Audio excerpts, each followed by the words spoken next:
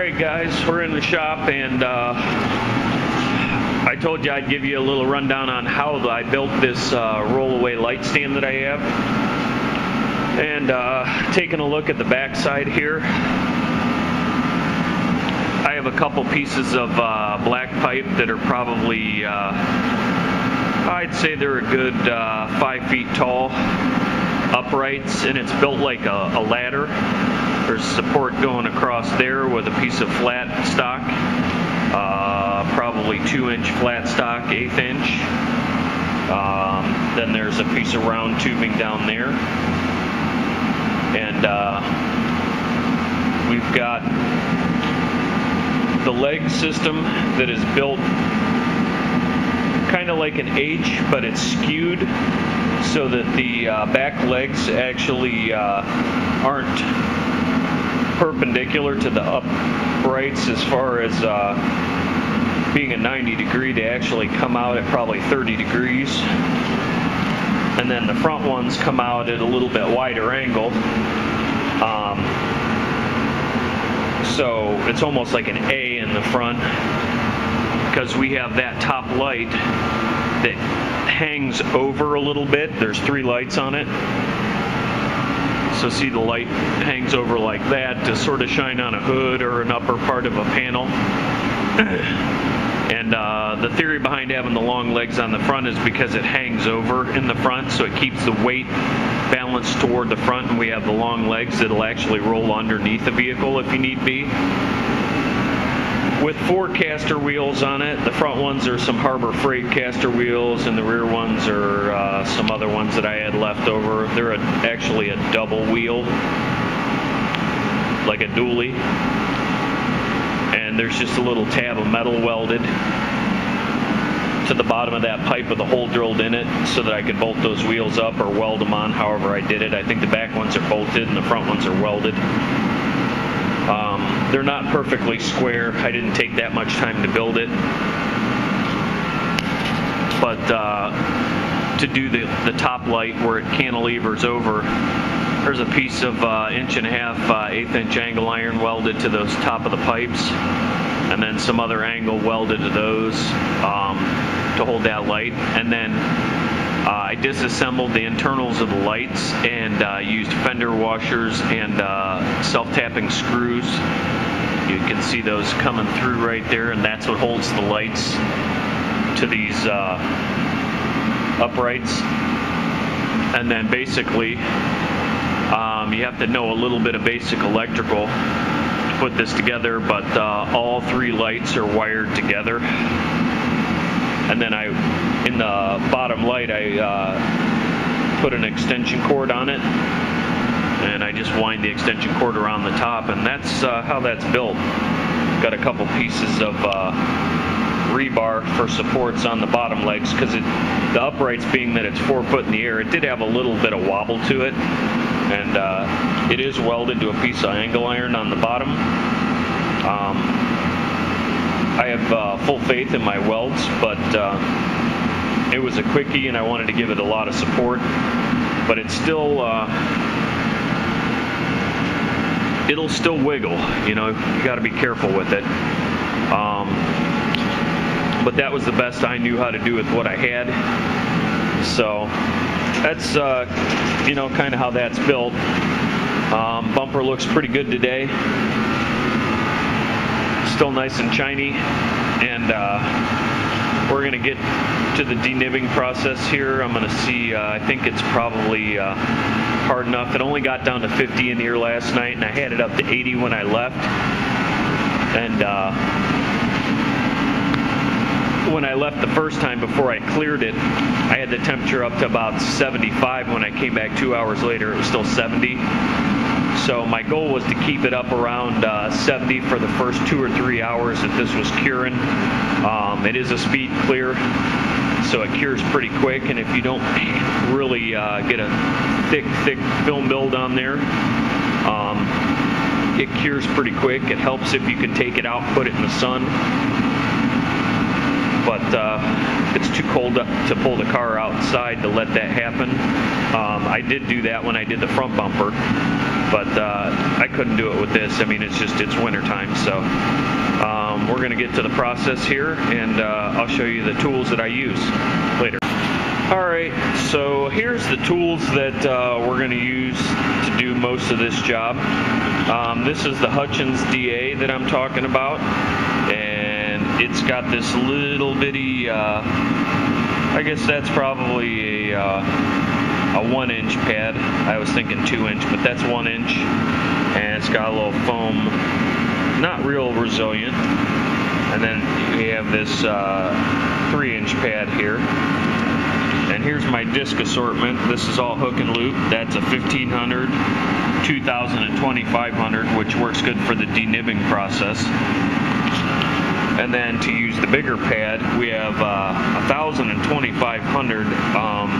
That may be the only discs that this kit came with. I normally don't use the 1000 grit unless I'm taking out a run, but the 2500 will finish off anything you got, and you can buff from even the 1500, which is these. But you just put those on the DA, and I'll use a little trigger spray bottle with water in it, and keep checking my progress. This is a sweet little tool. Like I said, these are a couple $100, and I got this whole kit with all those discs, that DA, the extra pad, and that buffer. It's an Astro pneumatic, which isn't a big name brand, but it works fine. And it came with a wool pad and a bonnet like this, and a little bit more firm foam one for polishing too. Plus, it came with this bag from Norton, and it also came with a microfiber cloth and various compounds for buffing headlights and things of that nature. And it also came with this little interface pad to go on this buffer. All that for $75. So I couldn't pass it up. I've had that thing for about 5 years. And what we do after we sand those nibs and get them out, we'll use the rubbing compound. I like that kind with the wool pad. And then this is what I had on the shelf. I like it pretty well. I'll use that as my step 2 with that waffle pad to polish out the swirl marks, and that seems to work pretty good. So, you know, dust specks like that right there, you know, those couple of things, those will come out really quick. I'm not going to get too crazy because some of those are still down in the base coat, but I'll hit them real quick and give this a buff job, and we're going to call it good.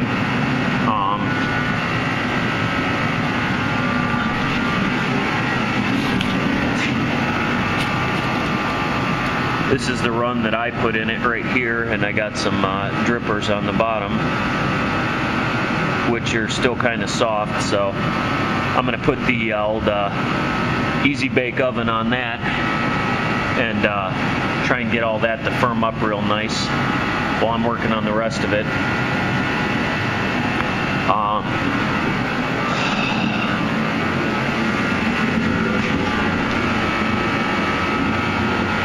This side's got a little dripper on it too. It's so cold by the floor. It's hard to do that. So we'll minimize those, and even though they're probably not detectable when the car's on the ground, we're going to get rid of them. We'll minimize those out. But the top of the bumper turned out sweet. Just a couple dust specks. So I'll go ahead and work on that here, but I got to get some heat on it first to get those runs to cure up. So I'll bring you back when I'm ready to do some work. Hey guys, I think I explained yesterday that I found some sin underneath this backside of the bumper, and I figured I'd show you what I found. plastic bumper repair stuff. That looks like Lord Fusor brand, because I've used it before. That was in the middle of the bumper. Now let's see, I don't know if the camera will pick it up. Yeah, they've smeared some goopity goop up there to try and fix where that was broken. At least they were nice and put some black paint on it. Oh, yeah. You think this thing was foobarred before? Well, look at that. We got a pop rivet. And we got a plate of something up in there and goop smeared everywhere. Talk about original sin. Wow. I don't even know what that stuff is. Oh, and there's the infrared lamp making my runs on this side. Yeah.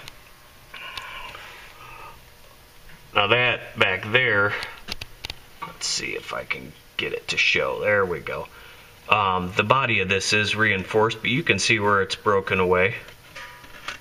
This car has been in some sort of impact. I don't think it was a runaway casket before the current owners got it. But yeah, this is the corner that I had the big crack in going all the way down. And yeah, they've reinforced it. I think that is some sort of a bonding agent between the steel and the fiberglass to kind of give it some rigidity, but it's been broken free, which tells me it's been probably hit. And, well, what the hell? Let's go look at the other side. But that definitely tells the story. Oh yeah, we got, I don't know, can the camera show it? I can't see it. There's a patch right there. Flashlight's probably not doing it any justice. Let's go look at the other side. The other side didn't seem to have any major issues with it. Yeah, they don't appear to have really monkeyed with this side. This side looks pretty clean. This just looks like the normal stuff, and it is not. There we go. That metal framework is not broken free from the back side of the car, so we know that impact was probably center to passenger side. There's nothing to reinforce this fiberglass. We have this metal tube here, but it's a long ways away, and the only places it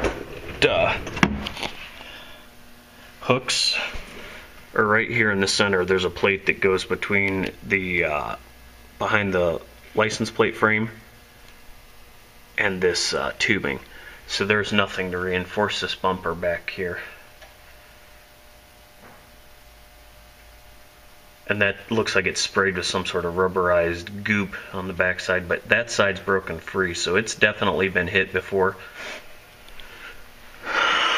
This side, yeah, we got some poppy rivets up there. But, oh, you know what? I know what those pop rivets are. Those are for that black piece of trim that comes from the rolling floor to the outside, so you don't scuff the bumper as you're putting the interned into the vehicle. Huh. I don't see anything too crazy back here.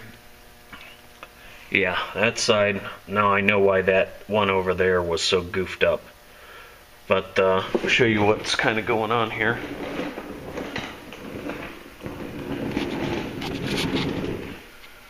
Yeah, those are the runs I got to work on, and they are not hard yet. I had a good sagger go along this side, and it came out real easy. And I'm just nibbing the dirt off of it. A couple specks on this side. I'm going to run the DA over it. I changed my mind on just trying to denib it. There's too many little spots. But, run into my bucket of water. This side's all good. We didn't have any soupy saggers along here. This is clean, clean, clean. Looks good. And then I got, I don't know if you guys can see this or not. That's a little one going along this side. This side I would think would be pretty simple to take care of. It's just that other side. It's not quite hard yet. So what I'm going to do is I'm going to buzz the DA down this and get the rest of the dirt out of it, and get this run out on this side. As you can see, we have the infrared lamp cooking it, trying to get that one firmed up good, and I had the heat running this morning, so we'll get the dust out of it. And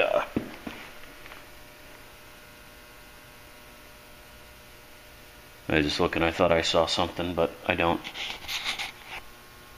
Yeah, I mean, it turned out pretty good. I just got some dust in it.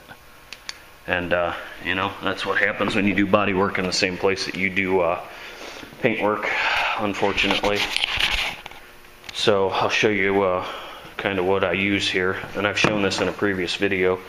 But we'll use the de-nibbing here. And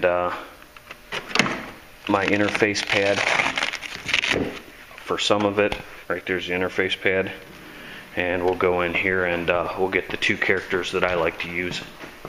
I use two different types. I use 1500 and 2000. The 2000 has a foam back on it, so it doesn't cut very much, it just polishes. But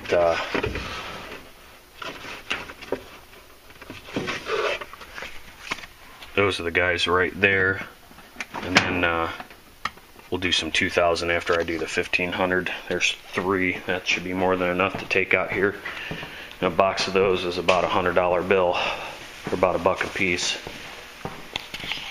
So we'll get that set up and go from there. Alright, I'll show you how to do this. Got that de-nibbing DA with a 1500 grit disc on it.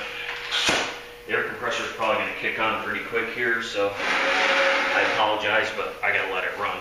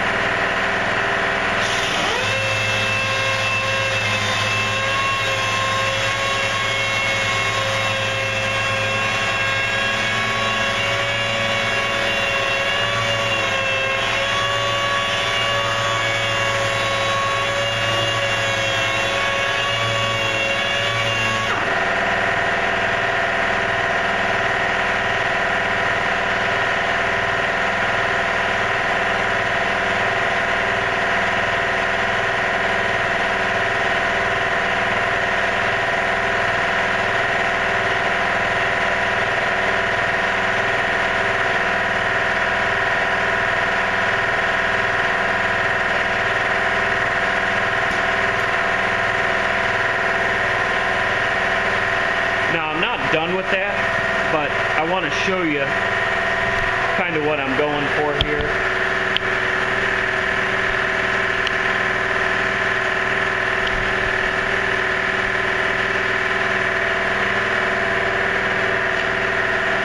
can kind of see it here, it's nice and flat, and here you still see shiny where the orange peel is. I'm going to get within an inch of this body line and take the peel out of it. Do that all the way around the car. I'm not going to get up on top of the bumper a bunch because it's just too hard to get in that butt. And usually the flat areas will lay down nice. You can do this wet or dry. Wet cuts a little slower, but helps keep the trash out of the pan.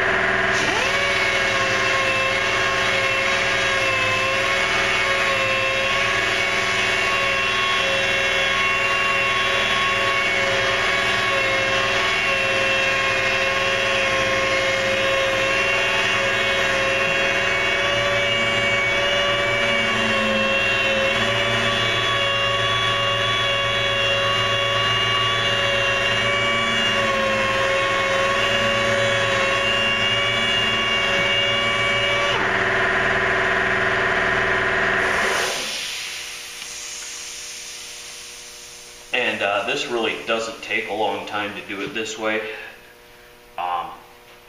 with this finished DA, it doesn't leave a lot of scratches in it.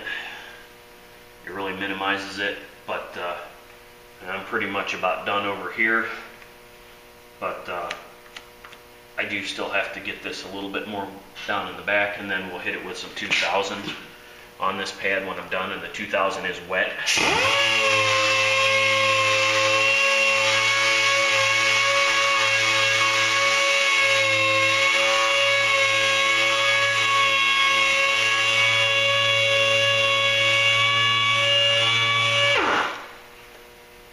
Notice I keep stopping to wipe the pad off to make sure there's no little pills of sanded clear stuck to it, because that will leave a pigtail from the orbit of the sander.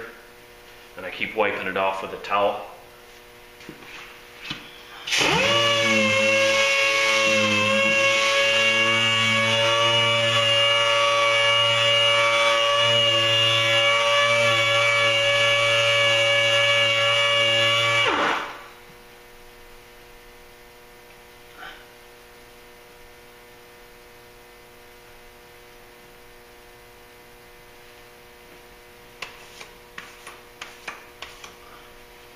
So if you guys can learn a little something from this, that's good.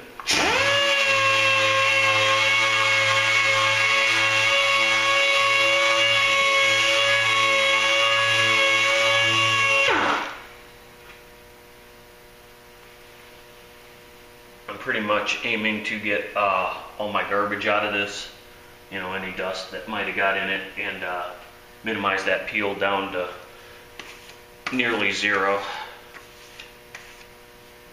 The rest of the car has got some peel in it. If you guys watched the video on this car this spring, you'll know I didn't think very highly of the paint job that was on it for what the kind of car it is.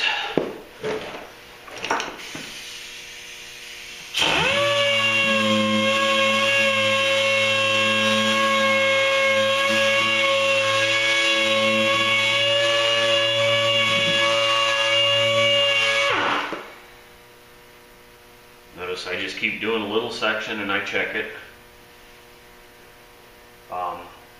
There's 2 good wet coats of clear on this, but it's not high solids, so if you get too crazy with it, you can go through it, and we're going to try and avoid that.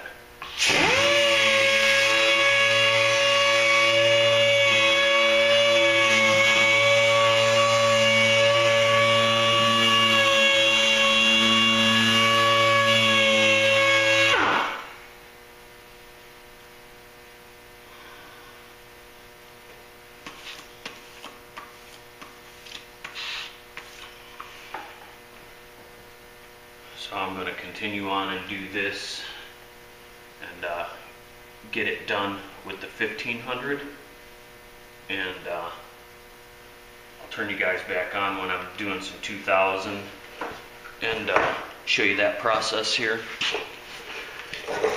and we'll go from there. Okay, I've been over what I'm going to de-nib and go over with the 1500 grit on the DA. Now I've got my 2000 grit foam Velcro back on the de-nibbing finished DA 3/32 orbit.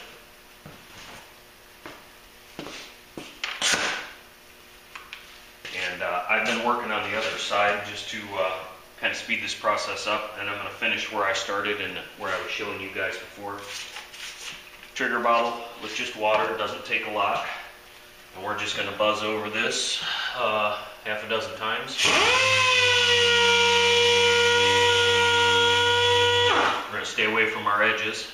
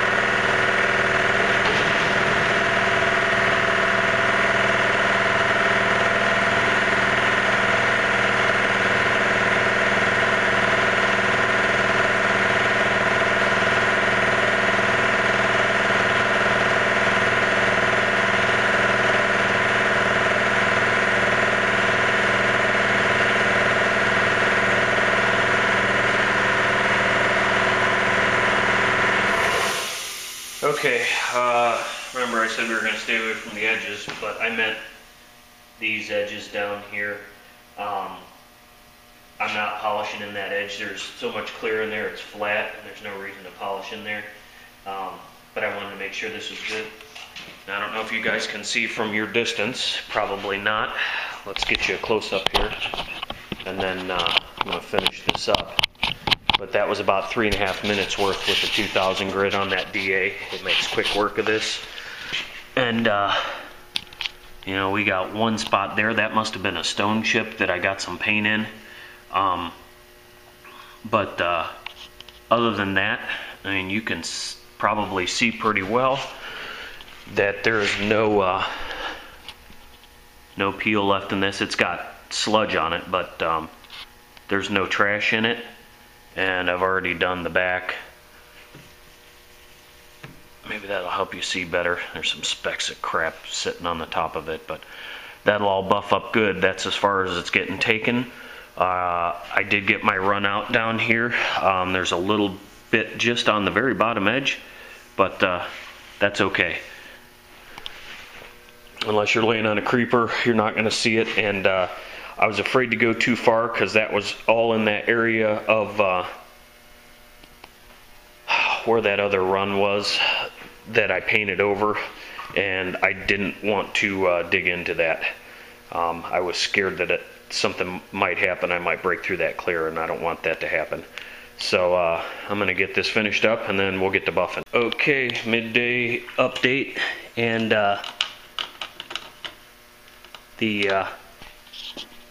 it's done.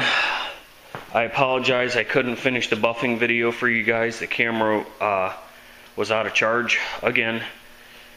It's time for a new camera. This thing has made it a year, and leaving it out in the truck in freezing temperatures in the winter hasn't helped it. But you know, everything turned out as good as I can make it turn out. Dirt's gone, runs are gone. It's fluffed, it's buffed. It's shiny, very shiny.